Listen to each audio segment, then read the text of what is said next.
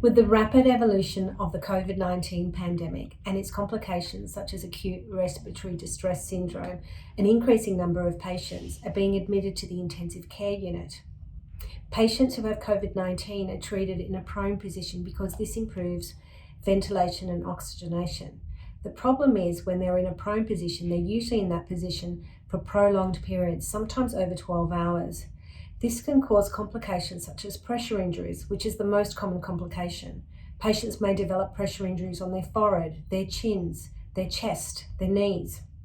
And while prevention of pressure injuries involves frequent offloading of pressure, this can actually pose a challenge for us because moving patients into and out of a prone position is often labour intensive and it requires numerous highly trained staff members.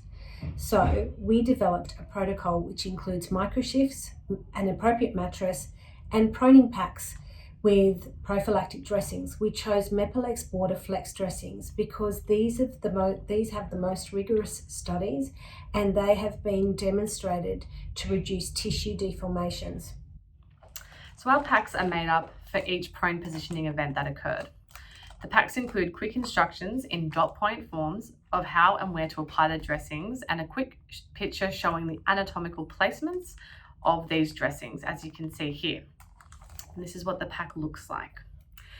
In our ICU, we treated COVID-19 positive patients in the prone position. This was to improve their oxygenation. A team of 5 nurses and 1 doctor, prior to the commencement of the prone, worked together collaboratively to identify areas on the patient of which pressure areas could occur.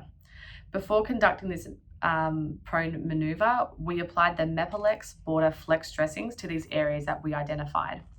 As the educator, I spoke with the bedside nurses and encouraged micro shifts for the patients once in the prone position and to adapt these changes and movements into the routine hourly observational care within the intensive care.